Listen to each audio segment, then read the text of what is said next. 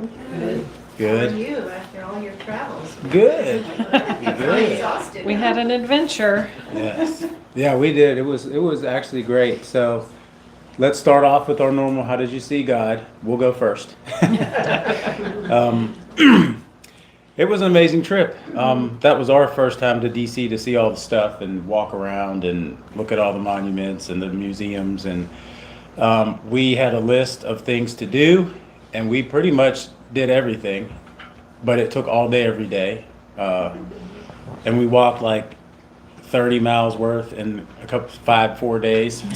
So, but I mean, the thing to me that was the most amazing about DC was, as a Christian, you think about politics and people go, you can't connect, you should never talk about religion and politics and all this stuff. But we know as believers, God leads our life in every aspect. I don't care if you're talking about working out or reading a book or politics or whatever, God is in it. It's part of our spiritual nature to be led by the Holy Spirit in everything.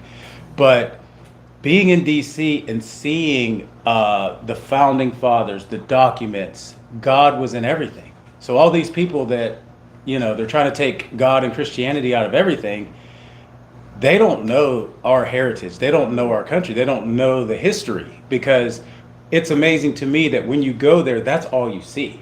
You see all of them writing about God, talking about being led by the Spirit, talking about Christianity and their fight. I mean, what do you think the whole war was about? For the freedom of this country was to be free and be Christian. And so when you see that, it just reminds you that all the lies in the media, all the lies about, it's not about that. It is about that. That's the reason this country is here, is for that. So it was great to me to see that and to be reminded that the things you see on the media is lie. And when you go see for yourself, all you see is crosses and God and Christians everywhere. Looking at history, and you start reading the documents. And it was just amazing to me. And then it reminds you of the blessing to be an American and be here, allowed to worship and do all the things that we do. I think to me, just seeing all the people that fought for our country and died, like when we went to Arlington, just the massive amounts, which I've been before, but I was a kid. And then the memorials with all the names of all the people who've sacrificed their life so that we could have what we have today, was pretty amazing. And I hope our kids got some of that out of the trip. But we we were exhausted, but I think everyone really enjoyed, because we've been studying American history, so to actually see the things that we've been learning about was pretty cool. I'm gonna have to change my angle. This light is like right in my eyes, this projector. Not that, I don't know if that even helps. But Yeah, you designed Yeah. something. I'm like, You have to Look scoot at I up. can't see your anything. painted face. Move forward. yeah, I'm gonna have to move That's what you forward a need to little bit. All right. Anybody else? I mean, you're not gonna top that, but I'm just asking. Yeah. I'm just kidding. I'm just kidding. No? Okay. Well, we're picking up in our story, not our story, our historical account of Abraham and his promise and his descendants and all these things that God is doing. Now, last week, Jacob came back to the land of Canaan after being deceived, by Laban. I mean, there's so much to this story. It's crazy, all the things that are happening. He serves all this time. He ends up being there for like 20 years, 7 years for the one wife. Then he lied to him, 7 years again for the other daughter that he really loved and wanted. Now they're having kids. He's having kids with the maid servants because they're not able to get pregnant. And we're looking at this craziness, but then it's generational, right? Because that same thing happened to the generations before. So we start seeing, generational sin. We see the consequences of this sin on the families. There's hatred, there's lying, there's anger, there's frustration, just so many different things. But ultimately, regardless of man's sin and our sin nature, I'll say our, not them. Regardless of our sin nature, God's purpose always comes through. No matter what they did that seemed ridiculous, God still was going to make them a great nation, and he changed his name from Jacob to Israel, and that was going to be God's people. And we saw the 12 sons come. So now we see the 12 tribes of Israel, and we see who are these people going to be, that make up this nation. And as he comes back, he returns to his homeland, and his brother accepts him. Remember, because he didn't want to come back because he lied to his brother, and he stole his inheritance, and he stole his blessing. Well, his brother accepts him. He comes back, and so he settles. And I mean, there's so much to it. We're not going to be able to cover every detail. Okay, we're just kind of walking through it, covering the main points, because there's even things in between, and we've gotten very detailed with this. But today, we're going to talk about Joseph. All right, Joseph was his 11th son. They had Joseph before they got back to Canaan, and as we look at Joseph, we're going to see God's sovereignty at work. Now, we always see it, but this is a special case where what they meant for evil, God meant for good. And I feel like that this is a good thing for us to focus on, because things happen to us. And we're always like, God, I won't say everybody thinks this, but a lot of people think if God was good, he wouldn't allow these bad things to happen to me. But what you don't understand, if you say that, is that nothing can stop God's plan. It might be a path that you didn't want, but the ultimate purpose of what God was trying to do will never, the Bible says God's plans cannot be thwarted. Meaning, it doesn't matter what you try to do, God's going to get to the end he was going to, no matter what. So Joseph and his life is a perfect story of what does it look like when somebody tries to derail what God's doing, and God does it anyway. And he lifts up the person he wanted to lift up. And we'll get through most of the story today, but not all of it. So we're in Genesis 37, and we're going to start with 1 through 4. Jacob lived in the land of his father's sojournings in the land of Canaan. These are the generations of Jacob. Joseph, being 17 years old, was pasturing the flock with his brothers. He was a boy with the sons of Bilhah and Zilpah, his father's wives. And Joseph brought a bad report to them and their father.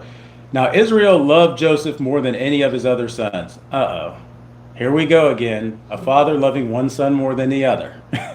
And we've seen it, right? The mom favors this son, the dad favors this son. And this is several generations now. So again, it has gone down, and now we're having this generational sin of loving somebody else more than someone, and then everybody knows.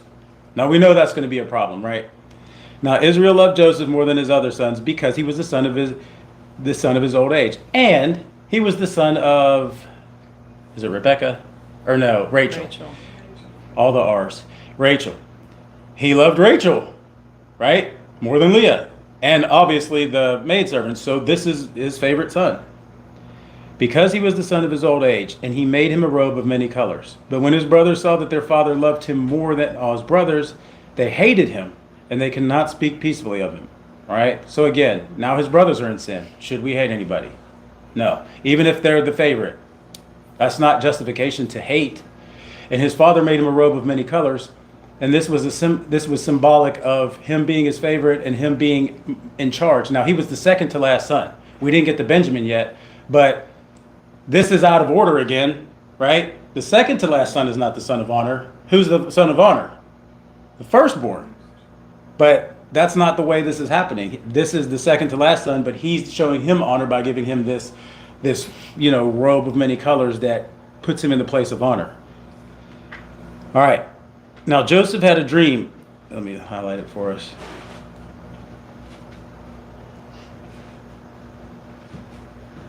Now Joseph had a dream, and when he told it to his brothers, they hated him even more.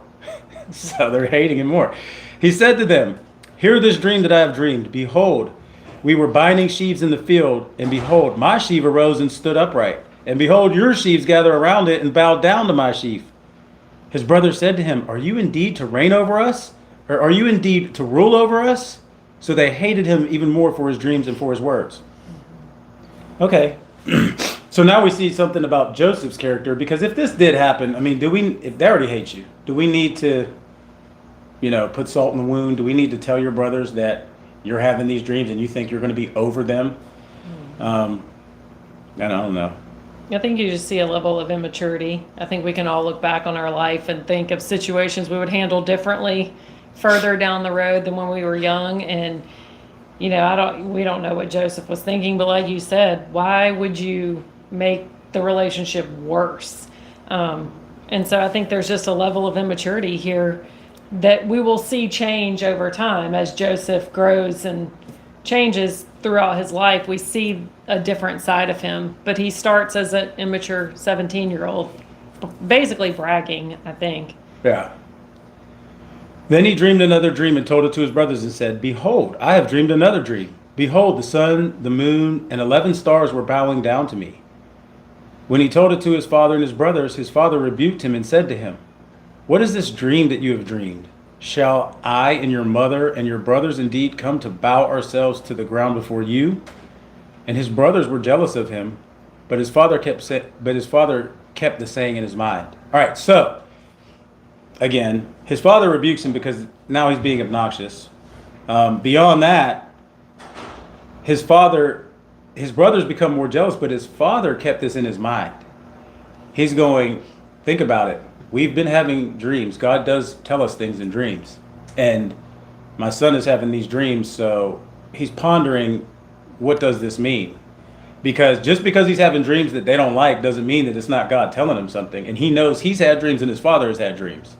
So he's thinking, there may be something here that we need to, keep an eye out for, even though I don't like him telling us that we're going to bow down to him either, because his brothers didn't like it and the dad didn't like it either. All right, we're going to drop down to verse 18.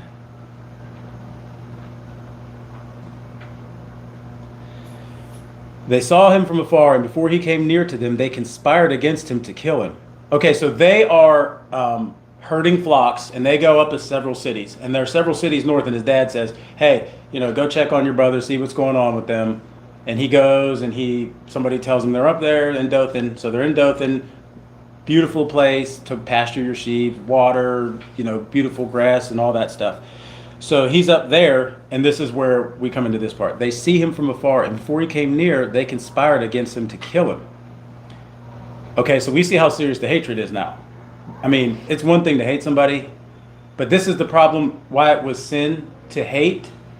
Because the Bible tells us that if you can start off small, it can grow. That's why you kill sin at the root. You don't start disliking and then hating, because hate leads to, let's just jump all the way. It can lead to murder.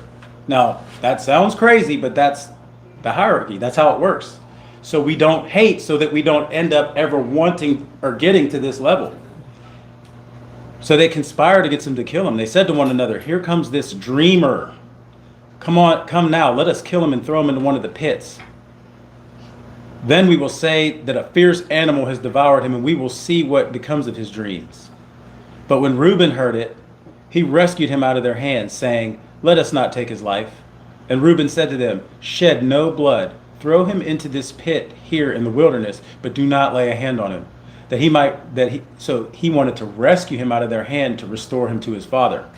So when Joseph came to his brothers, they stripped him of his robe, the robe of many colors that he wore, and they took him and threw him into a pit. The pit was empty. There was no water in it. So it's one of these cisterns. It was an empty water vessel, giant water vessel, and they threw him in there. Now, they didn't kill him. His brother saved him, and because he was going to come back later and save him or help him. All right, 25 to 35. Well, we'll do these next two. Then they sat down to eat, and looking up, they saw a caravan of Ishmaelites coming from Gilead, with their camels bearing gum, balm, myrrh, and on their way to carry it down to Egypt. So there's a trade route there from Damascus all the way down the Mediterranean to Africa into Egypt. And these guys are traveling on that route when they see the brothers. So Judah said to his brothers, "What profit is if we kill our brother and conceal his blood?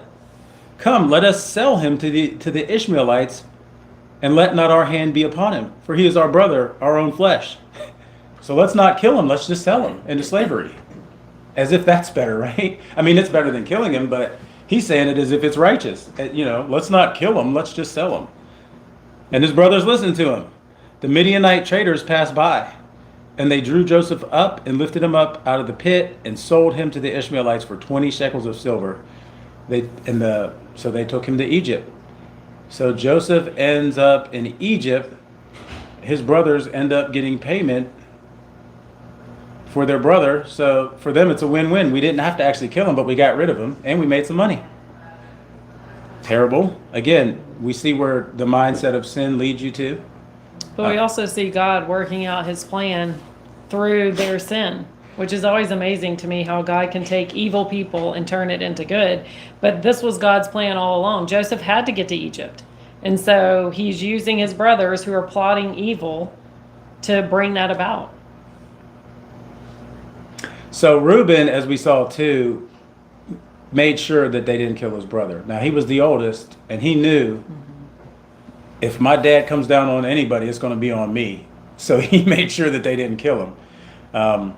But again, I don't know that selling him was a way better plan. I mean, it is better than killing him, but he's still gone, and you have no idea where he's at. You don't know what those guys are going to do with him either.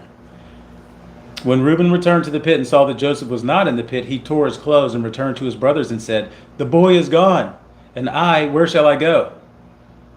They took Joseph's robe and slaughtered a goat and dipped the robe in the blood. And they sent the robe of many colors and brought it to their father and said, "This we have found. Please identify whether it's your son's robe or not." And he identified it. "It is my son's robe. A fierce animal has devoured him." Joseph is without doubt torn to pieces. All right, again, we see deception. Anybody remember a lamb used for deception? Do you remember, Jacob and Esau? Esau was the red hairy man. Remember? In order to steal that birthright, he put the wool on his arm so that when his dad felt him, he thought it was his hairy son who had brought him his game to eat. It's the same thing that Jacob used to fool his father. They're using to fool him. A dead lamb is now posing as his dead son's blood, but it's not. So he feels like a fierce animal has devoured him, and he's been torn to pieces. Then Jacob tore his garments and put sackcloth on his loins and mourned for his son many days. All his sons and daughters rose up to comfort him, but he refused to be comforted and said, "No, I shall go down to Sheol to my son mourning." Thus his father wept for him. Sheol is the place of the dead. That's the Old Testament reference to the place of the dead. And he's saying basically, I will mourn for him until I die. But meanwhile, he has been sold into Egypt to Potiphar, an officer of Pharaoh, the captain of the guard. So one of Pharaoh's top officials now has Joseph in his possession. And that's where we end today. Now, I know this kind of stuff seems a lot of it just seems trivial and part of the story, but if you think about it, there's so many ties back through the generations, all these, the sin, like I said, the deception, the lying. I mean, everybody is just lying to one another. Everybody's hating one another. Everybody is jealous. And it's just, we have to remember that we all sin and fall short of the glory of God. We all know that.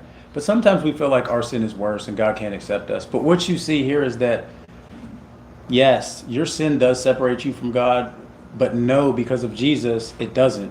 And because you're sinful doesn't mean that God hates you. It doesn't mean that God continues to bless them. He continues to prosper them, as we know. Because God took them, and even though they went into slavery, he saved them. He took them out of Egypt. God just continues to be steadfast in his love for us, even though we were sinners. And the Bible specifies that. Even when we were sinners, Christ died for us. He didn't die for us when we righted our wrongs. He died for us while we were wrong, to right us. There is no righting yourself. And so this is just proof that, no, I'm not telling you to go sin because God's going to love you anyway. I'm telling you you're going to sin, but God will love you anyway. Our job is to be sanctified, right? To become more like Jesus, to sin less, for it to break your heart like it breaks God's heart when you sin. That's our job. It's not to be perfect. It's to allow God to change us, right? To be transformed by the renewing of our mind. God wants to transform us from what we were to what he's making us, so that one day, like him, we can be glorified. But until then, it's just a process. And we have to remember, even though we make mistakes, God is going to take you through the difficulty. The Bible says he will walk with you through the valley, even to those mountaintops. The mountaintops, we have to not forget about God, but in the valley, we have to remember that he walks with us. And these are all proof of that, because we see the sin of the people, but we see the faithfulness of God regardless. And so when you get in your valley, don't forget that God is with you. Just because you feel like he's not present, you feel like he's gone because of what you've done, he's not. God's always there with us, regardless of what we think. It doesn't matter what we think. That's why we have to read our Bible. Because Satan will get in your mind and he'll start making you think things that aren't true. But if you stay in the Word of God, it reminds you of the truth. You see people just like you, and you see God blessing them and loving them. And then you remember the truth that regardless of what I've done, Jesus was on the cross for that reason. And we're not taking Jesus off the cross. We don't have that authority. You can't just say, well, not me. No, it doesn't matter what you think. It was for you. He died for all of us. And his death was that powerful that it wiped away whatever it is that you've done. And so we remember that. So I know there's a lot of times we can read through a chapter of the Bible and go, okay. No, there's a whole lot right there. God is reminding you of a whole lot of things that you have to continually keep on the forefront of your mind. All right. So as we prepare for communion, same thing. This stuff should be in your mind. Jesus is here with us.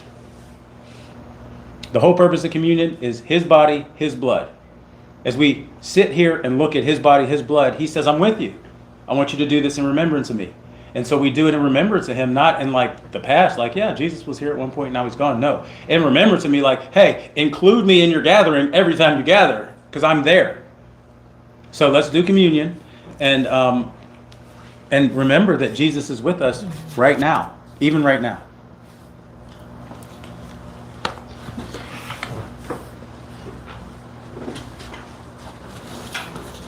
And I'm going to read